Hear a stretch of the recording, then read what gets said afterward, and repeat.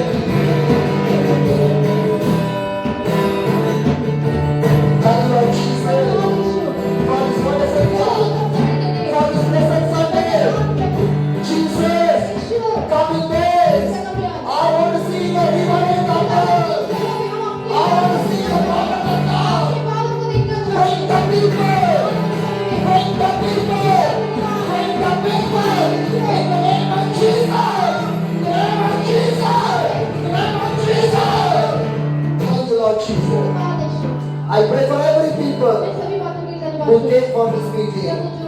Bless them. Do the miracle. Thank you once again. In the name of the Jesus will be glorified. Hallelujah. Bola Yeshu Masih ke. Bola Yeshu Masih ke. Raja ni Raja ke. Aane wale Raja ke. Raja ni Raja. Yeshu Raja. Bola Yeshu Raja ke. Bola Yeshu Raja ke. Hallelujah.